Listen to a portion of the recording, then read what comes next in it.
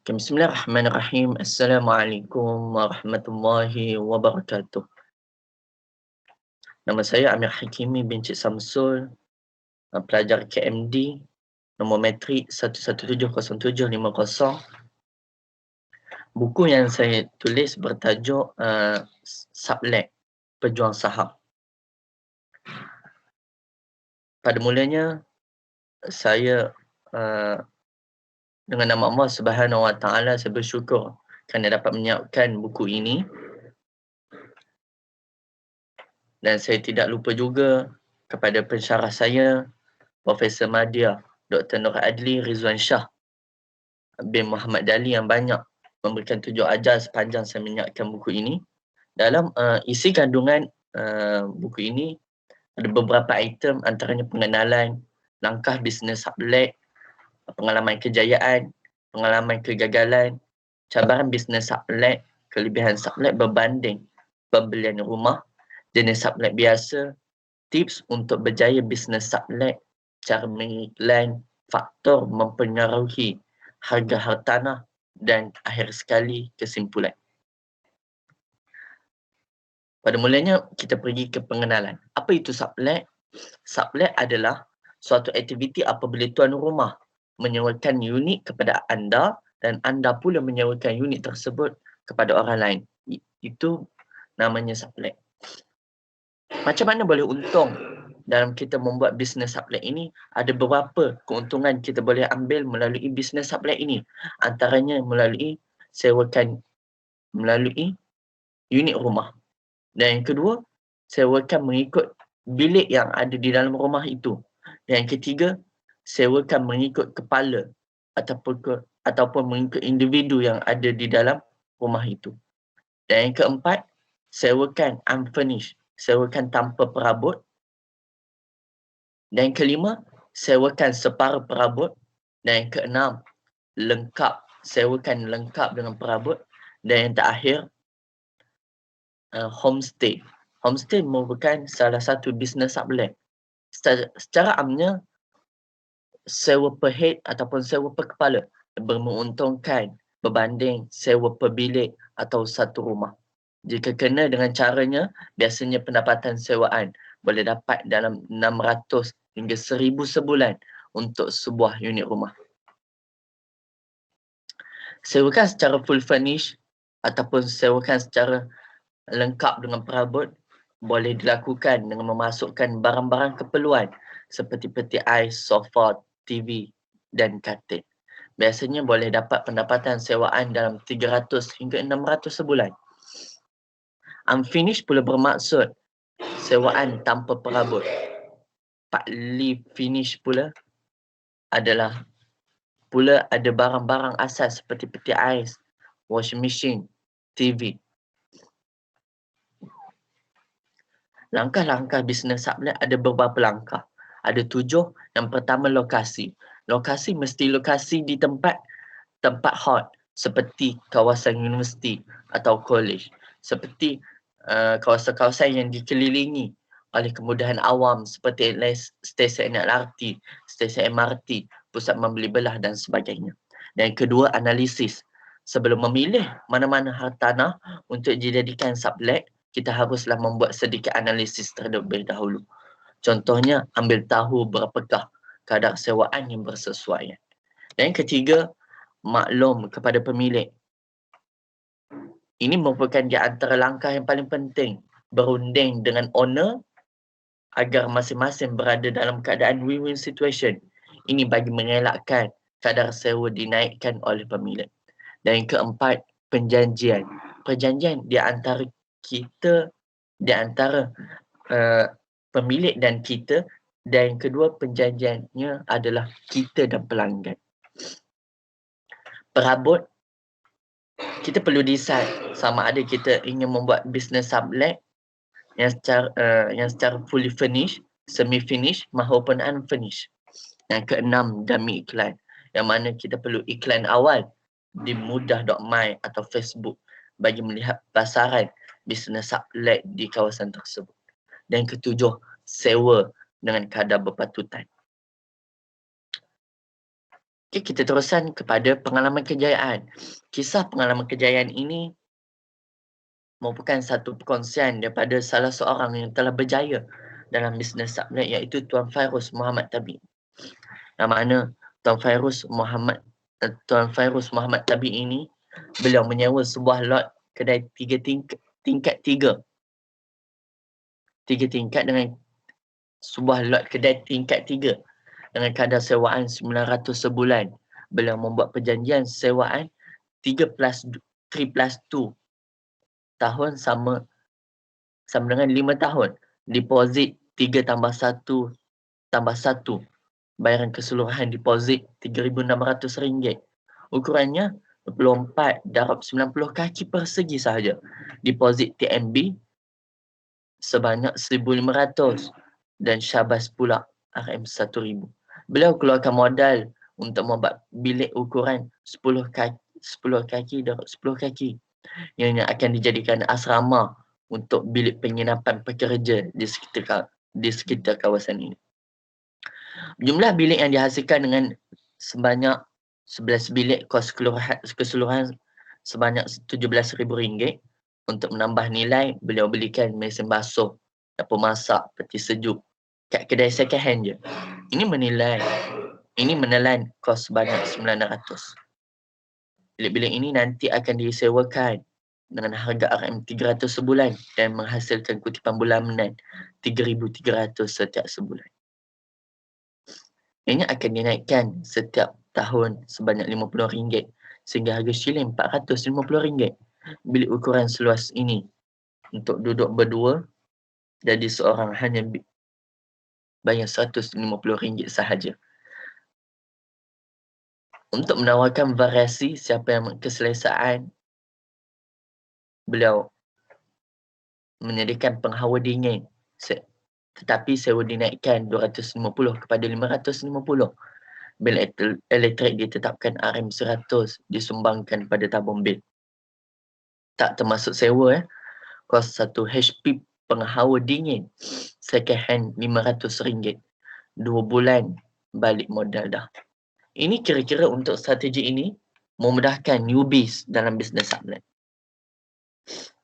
Secara keseluruhannya, deposit sewaan hanya RM3,600, deposit utility RM2,500, kos ubah suai RM17,000, kos kemudahan RM900.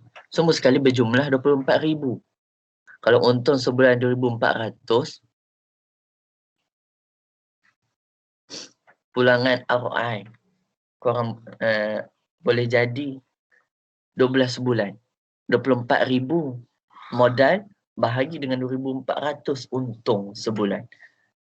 12 bulan sudah balik modal.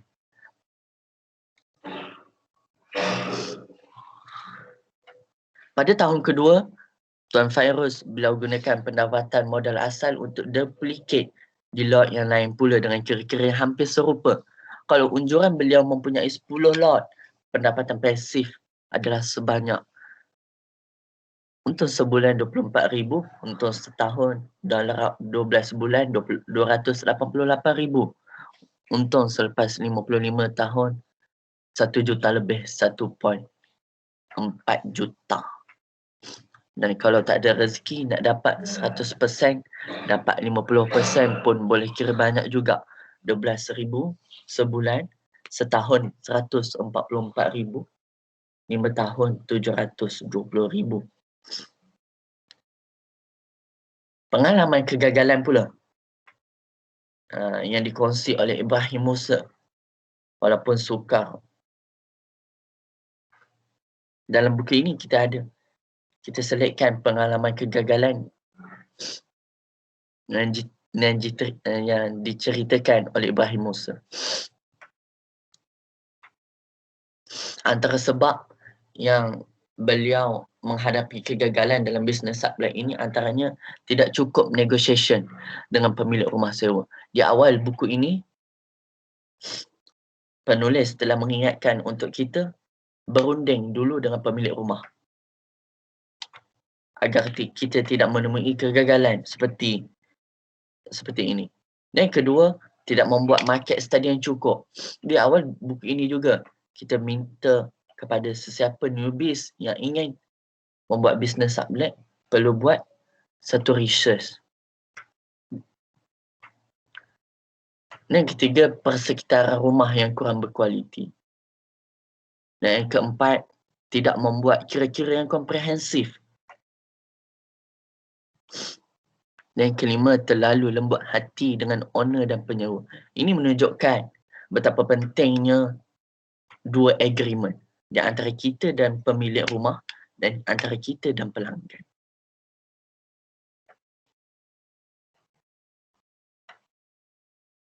Seterusnya, cabaran bisnes sublet.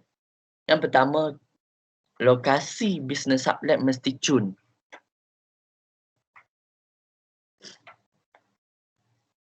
Yang kedua,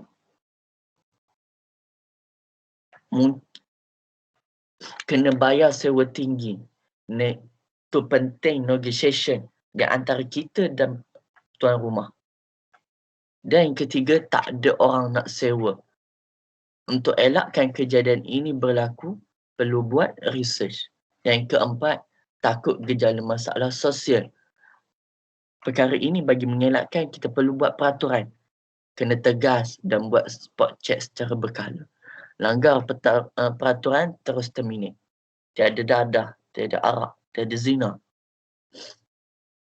Faktor keselamatan yang kelima. Kalau ada modal lebih, boleh pasang CCTV, buat access card dan rekod keluar masuk. Kelebihan sublet berbanding pembelian rumah.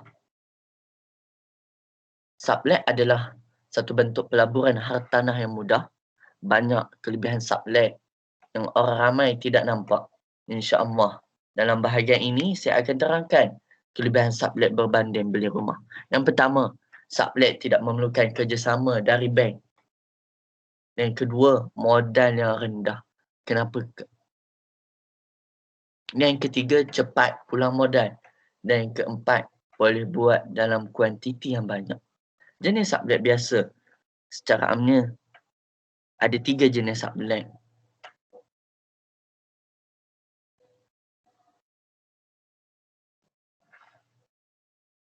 Setiap jenis mempunyai kelebihan dan kekurangan sendiri.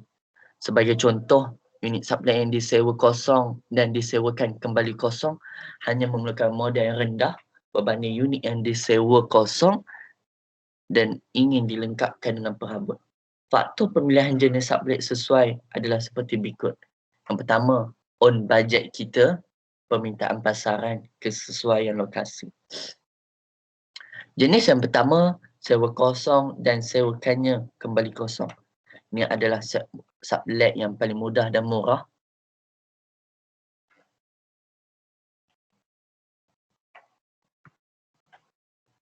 Kelebihan jenis sublet yang pertama ini seperti yang boleh dijangka, cara ini adalah cara yang paling murah. Contoh, bayar deposit sebanyak 1 plus 1 plus utilities kepada tuan rumah. Sewa yang saya bayar adalah 1,200 sebulan. Bermakna saya bayar sebanyak 3,000 pada tuan rumah. Rumah tersebut saya sewakannya kembali kepada student dengan kadar 1,500 sebulan. Jenis sublet yang kedua, sewa kosong dan sewakannya kembali kosong by bilik. Jenis sublet ini sedikit advance. Cara pengiklanan bagi jenis ini sedikit berbeza kerana perlu mengiklan 3 bilik. Rumah biasa mempunyai 3 bilik, bilik master, bilik tengah dan bilik kecil. Jumlah sewaan dari ketiga-tiga bilik ini mestilah lebih daripada 30% daripada jumlah sewa yang kita bayar pada tuan rumah. Kelebihan untuk jenis sublet ini, sewa kosong dan sewakannya kembali kosong lebih untung. Tetapi perlu ingat agak sukar untuk mendapatkan tenant yang boleh duduk bersama. Bagi tujuan menjaga rumah, saya meletakkan tenant yang lebih mature yang sudah bekerja dengan student. Jenis sublet yang ketiga, sewa kosong, furnish, dan sewakannya kembali. Langkah ini lebih advance lagi. Anda sewa rumah yang kosong, lengkapkan perabot dan sewakannya kembali partial furnish ataupun fully furnish. Kelebihan untuk jenis sublet ini lebih menguntungkan. Dan kita teruskan kepada sublet premium. Secara asasnya kita sudah tahu 3 jenis sublet asas. Dan sublet premium adalah sesuai di mana potensi keuntungan adalah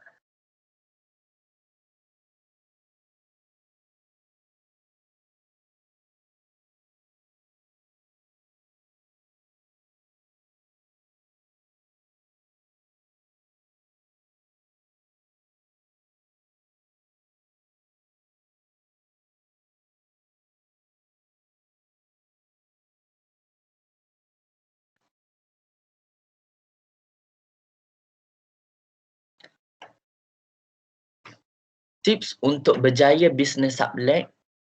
Yang pertama, ikut bajet yang ditetapkan. Jangan campurkan emosi dalam bisnes. Sublet adalah satu bisnes. Tujuan untuk kita bisnes adalah menjana keuntungan. Dan yang kedua, mesti profesional. Untuk pergi jauh dalam apa jua bisnes, yang dimaksudkan adalah profesional adalah anda perlu ada resip dengan penyewa. Perlu ada agreement dengan tuan rumah. Bukan tuan rumah sahaja, bahkan dengan pelanggan atau penyewa. Dalam buku ini juga, kami selitkan beberapa contoh ayat untuk dapatkan kebenaran daripada owner untuk kita jalankan bisnes sublet ini. Contoh ayat pertama, contoh ayat kedua, dan contoh ayat ketiga.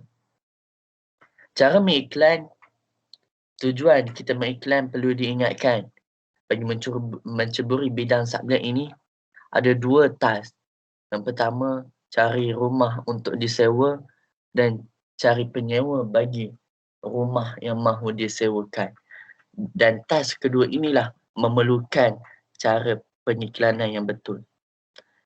Cara pengiklanan terdapat beberapa cara. Yang pertama melalui online. Dan yang kedua, iklan mencari rumah sewa yang bukan melalui online. Dan kita juga, dalam buku ini juga kami ada kongsikan beberapa cara dapatkan listing yang rare melalui offline. Dan seterusnya, faktor yang mempengaruhi harga hartanah. Yang pertama, harga hartanah yang menyebabkan mempengaruhi harga hartanah ini disebabkan pajakan versus pegangan bebas. Dan di bawahnya ada beberapa huraian. Yang kedua, lokasi. Lokasi hartanah tersebut. Jarak di antara kemudahan awam seperti sekolah, tempat pekerjaan dan kedai runcit.